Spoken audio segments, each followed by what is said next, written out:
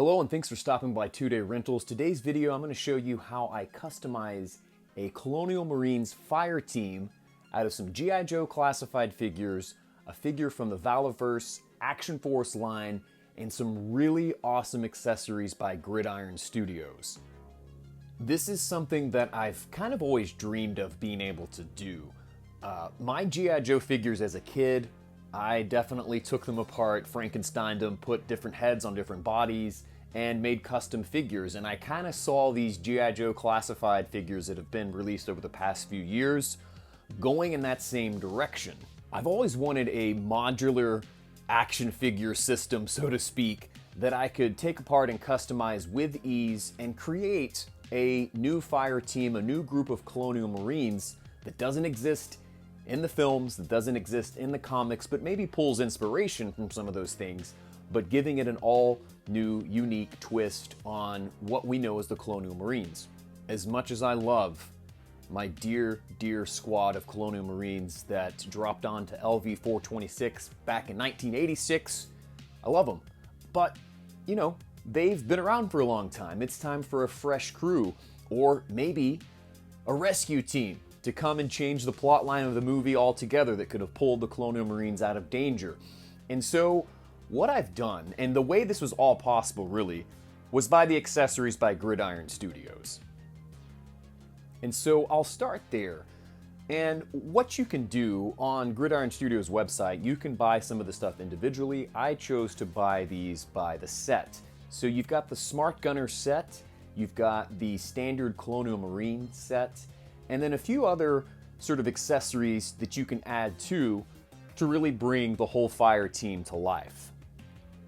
The first one we're going to look at here is the Colonial Marine set. You get the helmet and the body armor, a pulse rifle, and a shotgun. You have the body armor, which has this flexibility to it, which fits right over the scale of figures very easily. You may need to remove some of the extra accessories that the figures come with, but altogether this set is perfect to fit onto the G.I. Joe classified figures. Next we'll take a look at the Smart Gunner set. Very similar, you get the Smart Gun, which has a really neat way that it connects to the body armor itself. I think it's ingenious. Unfortunately, the handle on both of my Smart Guns broke. That's okay. I mean, some of the stuff, it's fragile. You're not going to be able to get it all so sturdy, especially when you're dealing with smaller parts. It can easily be glued back on, but really when you have the figure posed, it doesn't really make much of a difference. And inside that Smart Gunner set, you also get this backwards cap with a targeting headset on it as well. And individually, they sell just the targeting headset by itself without the backwards cap. I kind of wish that the set gave you options to have, you know, when you order it, you could have the backwards hat or the targeting headset. You do have to buy the targeting headset separately. And of course, no fire team is complete without a dropship pilot. And Gridiron Studios has not only the Colonial Marines accessories, but they also have various military type accessories. And this helmet, though not exactly like you see in the film, it's pretty close. And I've always wanted a dropship pilot figure, so this one was really neat for me. Pharaoh is one of my favorite characters in Aliens, strangely enough, and this could double as a Pharaoh figure as well.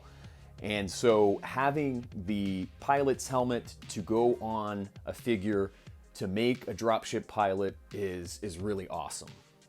So in order to get the look that I wanted to look closely like Colonial Marines, I used the Falcon body with the Recondo Tiger Force head, did a head swap there, and of course dressed it up with the armor and pulse rifle. Next up I used the Tiger Force Dusty, and really out of the box it came exactly how I needed it to. It had that green sort of camo look for the fatigues, and the body armor fits over it really well, and the helmets fit on these figures perfectly. I mean, they were made by Gridiron Studios to fit the G.I. Joe classified and Valaverse figures perfectly. And you know, for my Smart Gunner, I wanted one character that was a bit bigger, kind of like a tanky kind of character, and I used Roadblock, and just the way his arms are kind of set up, for the gun that he comes with, the smart gun fits in perfectly, and the body armor fits over perfectly, and that backwards hat also fits on there really well since his head's bald. You may run into some issues with that backwards hat fitting on some of the other figures, but it may be a bit snug, but I think it would work for most of them. And lastly, this is where I kind of took both the classified line and the Valorverse Action Force line and did something completely different. This body is the Gemini figure, and I put Zorana's head on there just to give it that bit more extra custom look. She's got the pink hair, I think would work. I think with what the Colonial Marines did, customizing their armor, I think there would be some leeway with her having pink hair, and I just think it stands out. It gives it a bit of pop, and it really makes this particular smart gunner stand out amongst the rest. These figures scale pretty well with the NECA figures. I mean, you could put them in there right next to them, and it blends in kind of seamlessly. In this scenario that I've kind of played out, maybe the Colonial Marines that dropped into LV-426 were able to send out a distress signal for an elite fire team to come in and back them up and get them out of there before too much harm was done to the fire squad or to the fire team that initially dropped down there. So that's kind of how I played it out with this one, and also just to show how these figures compare to what NECA did with their Aliens figures. I've had a ton of fun with these, setting them up and posing them in different ways, playing out different scenarios, and I'm gonna have a blast moving forward as I dig deeper into the Valorverse line as more classified figures are made available, or going back in the back catalog and just seeing what combinations I can come up with. Again, it's modular, it's very customizable, and it's easy to move this equipment from one figure to another, and it makes for a whole lot of fun. Keep an eye out. I've also done some Predator figures. I'll do another video talking about those. Gridiron Studios played a big part in the weaponry used for those figures, and I was able to find some custom heads for those Predator figures as well, so stay tuned for that. And you may have seen this sort of custom looking APC that I've used in some of the videos and pictures for these figures. I also will have another video for that coming up here pretty soon. It works well for this size figure and also my favorite toy line of all time, the Kenner action figures. It works great for those, so it's kind of a new take on the drop shit, so be looking forward for that one. I've got a lot more stuff planned for this year. I hope to talk a little bit more about some video games, definitely do some movie discussion.